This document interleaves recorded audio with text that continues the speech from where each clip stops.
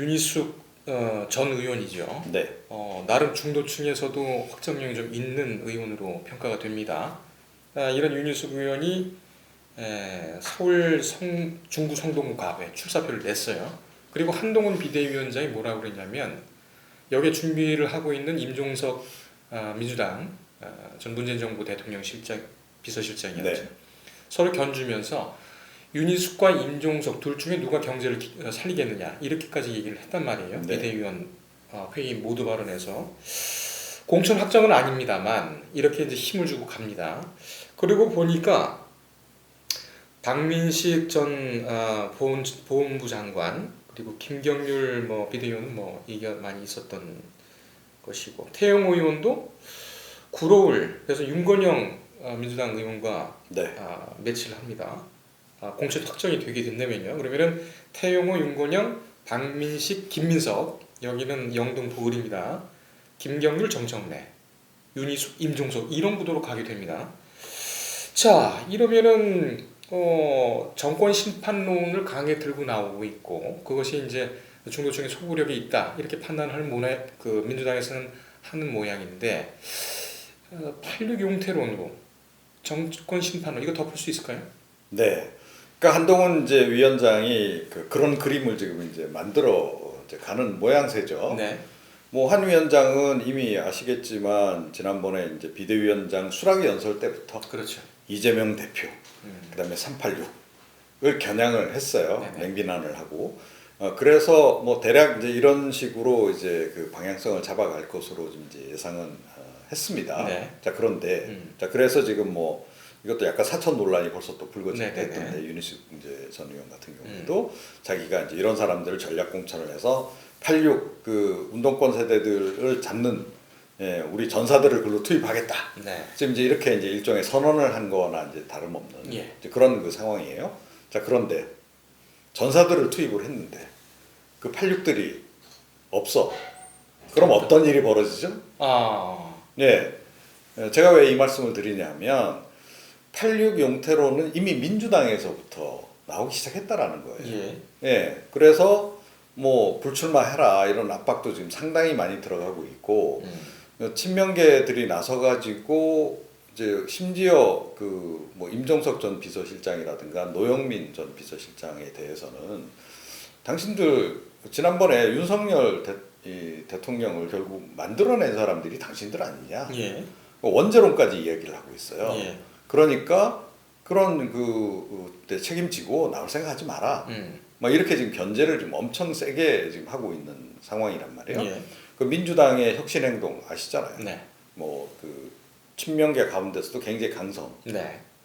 그런 외곽 조직이라고 볼 수 있는데 그쪽에서 계속 그런 문제 제기를 지금 하고 있고 뭐 그 전부터 이제 86 용태론 얘기는 계속 나왔고. 예. 자 그런 상태에서 이제 뭐 이재명 대표 중심으로 해서 이제 1년의 친명 공천이 이제 전개가 될 것으로 네. 그렇게 봐야 되잖아요. 그죠? 자, 그런 상태에서 지금 86 용태론에 시달리고 있는 한동훈 위원장이 타겟으로 삼고자 하는 사람들이 예. 과연 공천을 받을 수 있겠는가 하는 거예요. 알겠습니다. 네. 그러면 임종석 전 실장이나 윤건영 의원 같은 경우에는 뭐 당장 저 문재인 정부에서 법무부 장관을 했던 추미애 장관 같은 경우에는 지금 말씀하셨던 윤석열 등용 원죄론을 들고 나오고 있어요. 근데 김민석 의원이라든가 정청래 의원이라든가 이런 분들 같은 경우에는 굉장히 친명 중에도 가까운 친명 네. 아니겠습니까? 그러면 86을 전면 배제를 하기도 좀 어렵지 않나? 그러니까 선별적으로 이제 선별적으로. 살려두겠죠. 네. 그러니까 정청래 의원 같은 경우에는 뭐 사실은 86 용태론 해당하죠. 예. 하지만 그럼에도 불구하고 이제 친명 어떻게 보면 핵심 아니에요. 그죠? 네. 이제 그렇기 때문에 살아남을 가능성이 높다. 그러니까 친명 중에서 이제 그 86 그 그룹은 이제 일부 살아남을 것으로 이제 봐야 되는 거죠. 네. 그런데 이 사람들이 다수는 아닐 것이다 하는 거예요. 그런 점에서 한동훈 비대위원장의 그 나름의 어떤 그 전략, 자기 이 딴에는 굉장히 각을 막 세워가지고 지금 이제 그렇게 밀어보려고 하는 건데 네. 그것이 안 먹힐 가능성이 높다고 생각을 해요. 자, 예를 들어서 지금 이제 이렇게 해서 이제 한동훈 이제 그 위원장이 야심차게 어떤 이제 한동훈 그 일종의 이제 친한파가 되겠죠. 네. 친한파 이제 그 신인 정치인들을 또는 이제 예전에 정치하던 사람 중에 괜찮은 사람들을 투입을 했다. 예, 친한계들이 이제 이렇게 포진해서 지금 나오고 있다 하면 네. 민주당은 어떻게 맞대응할까요? 그게 궁금한 겁니다. 그죠? 예. 거기 있던 86들은 안 그래도 빼야 될 사람들이니까 다 빼고 거기다가 아마 굉장히 참신한 인물들을 투입하려고 될 가능성이 높겠죠. 그러면 오히려 이 참신함으로 승부하려고 했던 한동훈 위원장이 더 되치기를 당할 수도 있는 그런 상황이다. 더군다나 그 지역들이 민주당의 텃밭들이 많단 말이에요. 네네. 대부분이 텃밭이잖아요. 수도권 같은 경우에. 이제 그런 상태에서 과연 한동훈 위원장의 이 지금 노림수가 먹혀들겠는가? 예, 저는 먹혀들기가 좀 어렵지 않을까. 알겠습니다. 그런 생각이 좀 듭니다. 자, 그러면 좀 지역적으로 잠깐만 살펴보겠습니다. 윤희숙 전 의원이 출마를 선언한 서울 중성농갑. 이게 지금 임종석 전 실장이 나온다고 얘기했고, 근데 임종석 전 실장은 원래 종로에 나온다고 했었어요. 그리고 그리고 좀 바뀌고 있죠. 예, 근데 네. 이제 이 서울 중성농갑은 홍표 원내 대표가 원래 있었다가 좀 비켜준 네. 형국을 보이고, 예. 그렇다면 임종석 전 실장이 여기 나온다라는 거는 어떻게 보면은 좀 정해진 거 아닐까요? 아닙니다. 아닙니까? 예. 그러니까 임종석 전 그 비서실장이라든가 노영민 전 비서실장 예. 지금 대표적으로 좀 친명계 쪽에서 안 된다라고 좀 이야기하는 네네. 인물들이라는 거예요. 그래서 이분들 같은 경우에는 이재명 대표가 좀 그 공천 주기 어려울 것이다. 저는 그렇게 보고 있습니다. 그렇군요. 차라리 여기를 이제 그래서 전략 지역으로 그냥 해가지고 좀 외부 이제 영입한 인재라든가 이런 사람을 투입할 가능성이 높지 않나 그렇게 지금 보고 있습니다. 어쨌든 민주당에서도 86은 용퇴 대상이라는 대상이고. 거죠. 예, 그렇습니다. 그중에 이제 친명 배지를 달았느냐 안 달았느냐. 네, 그 부분이 좀 관전 포인트가 좀 되겠고. 그렇죠. 네, 그런데 조금 전에 말씀드렸듯이 한동훈 비대위원장이 비대위원 회의 모두 발언에서 윤희숙 의원을 직접적으로 언급을 했단 말입니다. 네. 물론 아직 공천이 확정된 것은 아니지만 지난번에 김경률 비대위원장 손을 들어주면서 공식적인 자리에서 사천 논란이 있었단 말입니다. 네. 이것도 비슷한 문제가 벌써부터 제기되고 있어요. 그렇죠. 당연히 제기될 수밖에 없죠. 이제 그럼에도 불구하고 이 부분은 내가 좀 밀고 가겠다. 네. 그런 이제 의지가 굉장히 강한 것 같아요. 예. 그래서 이게 이제 정치적으로 보면 숫자가 많지 않더라도 수도권 중심으로 해서 이제 이른바 친한계를 조금 만들어 보겠다. 예. 이제 그런 생각을 좀 갖고 있는 게 아닌가 이렇게 좀 생각이 들고요. 뭐 사실은 이제 지난번에 대통령실에서 이제 그 사퇴 요구를 하고 했을 때 네. 명분으로 내걸었던 게 또 공식적으로 공개적으로 내걸었던 이유가 이거잖아요. 네네. 예.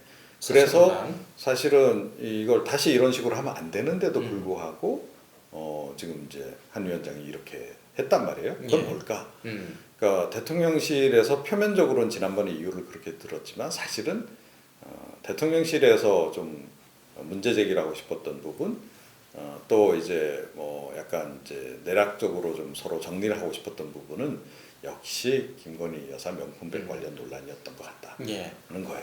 그러면 국민들 다 하는 거 아닙니까? 그렇죠. 그러니까 이제 한 위원장은 이 부분은 뭐 표면적인 이유로만 살짝 이렇게 건드렸을 뿐이지 실제로 이게 그걸 확인시켜 준 것이다. 네, 그게 이제 그 대통령실하고의 뭐 갈등의 변수라든가 뭐 이제 그 제 관점에서는 이제 그 약속 대련하는 거에 있어서 주테마는 아니었다라는 거죠.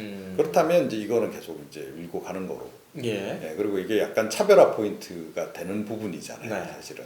그러니까 이제 이쪽으로 지금 계속 좀 드라이브를 걸겠다는 건데 이 부분은 대통령실이 좀 양해를 해줬을 가능성도 좀 있다고 봐요. 그러니까 지금 아시다시피 뭐 대통령실에서 지금 대거 좀 출마하겠다고 나와 있고, 이른바 이제 친윤계로 해서 이제 나와 출마하려고 좀 준비하고 있는 사람들이 주로 몰리는 데가 보면 뭐 TK, PK. 그렇습니다.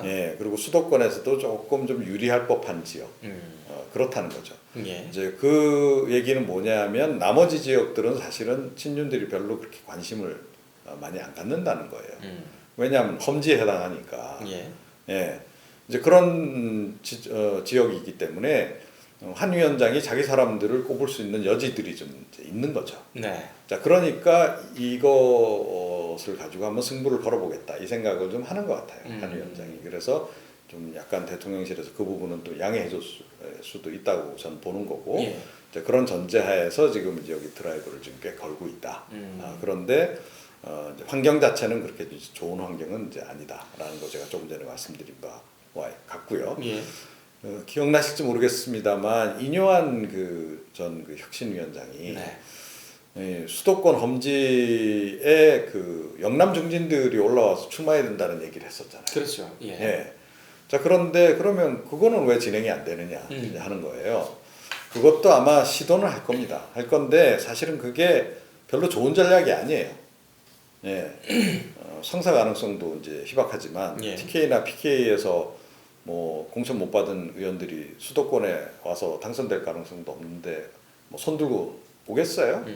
그럴 바엔 차라리 나 그냥 정부 산하기관 그냥 기관장 자리 달라고 아마 할 예. 겁니다. 예. 난 좀 기다렸다가 준비해서 다음번에 나오거나 네. 아니면 뭐 나중에 지방선거 때 어디 뭐 자치단체장으로 나가거나 그런 쪽을 오히려 더 선호하겠죠. 네.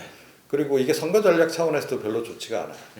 그러니까 수도권이 안 그래도 험지인데 영남 중진들 이렇게 끌어올려서 출마를 시키면 그 해당 지역 유권자들이 막 박수치고 환호할까요? 그렇죠. 그렇죠. 예, 영남 지역에서 다 해먹을 만큼 해먹은 사람들 여기다 그냥 뭐 약간 좀 뭐 이렇게 처리하듯이 네. 이렇게 보낸 것에 대해서 오히려 유권자들이 화를 내겠죠.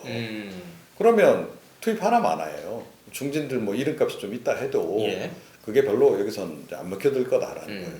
오히려 그런 측면에서 보자면 좀 참신한 인물들을 투입을 해야 되는 거예요. 예. 국민의힘 쪽에서. 국민의힘 쪽에서도 오히려 수도권에서 오히려 더 좀 승세를 잡으려면 험지일수록 그런 인물들을 투입을 좀 해야 되는 거예요. 그런데 이제 손들고 나서는 친윤계들이 없다 보니 네. 이제 그에 약간 공백이 존재하는 거고 그 공백을 지금 한동훈 위원장이 자기 것으로 좀 만들어 친한 가려고 게? 하는 그런 이제 움직임으로 이렇게 봐야 되지 않나 이렇게 알겠습니다. 네. 그럼 지금 친한 게 인물들은 누가 있습니까?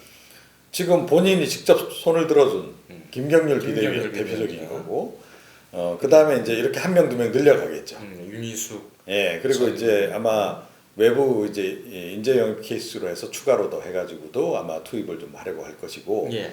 이게 이제 대통령실에서 친윤계 공천하려고 하는데 뭐 한 위원장이 이거 나도 좀 한 사람 두 사람 끼워 넣어 주세요라고 요구하면 사실은 좀 신경이 좀 거슬리죠. 그런데 험지라고 한다면 좀 얘기가 달라진다는 거죠. 네, 바로 그런 점에서 대략 이제 윤 대통령하고 예. 한 위원장 사이에 약간 교감이 만들어졌을 수도 있다. 네, 그렇게 생각을 합니다. 그래서 그런지 지난번에 김경률 비대위원장을 공식적으로 마포를 거의 뭐 비슷하게 공천 비슷하게 네. 선언을 했을 때보다 어제 공식적인 자리에서 윤희숙 의원을 언급을 했는데 대통령실 반응이 없죠. 예, 없어요. 지난번에 김경률 비대위원 손 딱 바로 들어주고 나서는 맞습니다. 대통령실의 반응이 바로 나왔거든요. 그렇군요. 공천은 굉장히 중립적으로 객관적 원칙과 기준에 따라 해야 된다. 이런 논평이 나왔는데 이번엔 논평이 없잖아요. 대신 김건희 여사 리스크는 언급 안 하는 걸로. 네. 그게 또 양쪽에 또 윈윈하는 방법일 수도 있고요. 그래서 제가 2차 약속 대련이 지금 진행 중이다라고 보는 겁니다. 모양도 좀 좋습니다. 하태경 의원을 좀 얘기를 해보겠습니다. 네. 원래는 종로에 나온다고 출마를 선언을 했었지요. 네. 크게 파란이 있었는데 돌연 서울 중구 성동을 여기로 나온다고 합니다. 여기는 이해훈 전 의원도 있고요. 이영전 장관도 있고요. 네. 지금 세 명이에요. 여기가 왜 이렇게 인기가 있습니까? 그러니까 상대적으로 좀 가능성이 높다. 이제 보면 이제 수도권이 이제 국민의힘 입장에서 험지인 건 맞는데 네. 지난 대선 그 다음에 지방선거 때는 이긴 지역도 많잖아요. 네. 서울에서. 예. 이제 그런 지역을 노리는 거죠. 예. 그리고 이제 민주당이 뭐 계속 좀 많이 이제 당선이 된 지역이라 하더라도 박빙 지역이 또 있어요. 그렇군요. 예, 박빙 지역이 있는 거고 그 다음에 최근에 예를 들어서 뭐 재개발이나 이런 걸 통해 가지고 뭐 이제 그 약간 부자들이 유입이 많이 된 지역 네. 그런 거 다 계산합니다. 그 계산해서 나온 결과일 가능성이 높은 거죠. 예. 다음 정치 크리처 시간까지 우리가 좀 지켜봐야 될 정치 크리처 네. 뭐가 있겠습니까? 예. 이재명 대표 이제 신년 기자회견이 네. 이제 있었단 말이죠. 네. 자, 굉장히 좀 야심차게 뭐 비전 뭐 이런 걸 담았어요. 예. 정책이라든가 이런 걸 담았기 때문에 여기에 대해서 과연 이제 국민들이 어떤 반응을 보일까? 네. 예. 그게 사실은 이제 민주당이 그 지지율이 네. 박스권에서 못 벗어나고 있잖아요. 그렇습니다. 예, 뭐 여당의 여러 가지 악재가 불거져도 그 반사적 이익도 별로 못 보고 있다는 예. 거죠. 그래서 이제 이재명 대표 입장에서는 굉장히 야심차게 사법 리스크 국면을 좀 벗어나면서 좀 새로운 반전을 꾀하기 위한 카드로 이제 던진 거기 때문에 네. 이게 과연 이제 여론에 어떻게 투영돼서 여론조사 결과로 나올 것인가. 예. 이게 이제 우리가 지켜봐야 될 이제 그런 대목이고요. 예. 그 다음은 이제 최근에 개혁신당 쪽에서 계속 이제 관심을 끌만한 그런 이제 일련의 정책들을 이제 발표하고 있고 이제 예고를 좀 해놓은 게 있단 말이에요. 이제는 좀 연금 개혁이라든가 큰 것과 관련해서 예. 정책 이슈를 던지겠다. 네. 이게 이제 이재명 대표의 비전 정책 발표하고 이제 연관지어서 이제 일종의 정책 경쟁이 이제 그런 과정으로 이제 돌입을 하게 되는 건데. 네. 이 국면에서 그러면 어떤 그 거대 담론들을 이제 내놓을 것인가. 예. 이게 이제 관전 포인트고요. 네.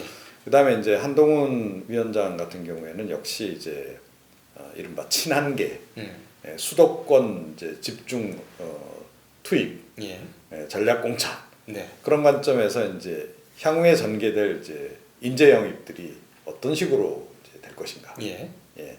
이것도 이제 우리가 정치 크리처로 관심을 좀 갖고 봐야 될 대목이 아닌가. 정말로 크리처급이 등장할 것인지. 예. 두근두근. 네. 아이고 뭐 살펴봐야 될 게 오늘 3가지나 되네요. 네. 자, 이재명 더불어민주당 대표의 신년 기자회견 반응 그리고 제3지대발 정책 경쟁 시작 한동훈 국민의힘 비상대책위원장의 친한 박상 이 3가지로 좀 정리가 될 수가 있겠습니다. 오늘 시간 내주셔서 감사합니다. 네.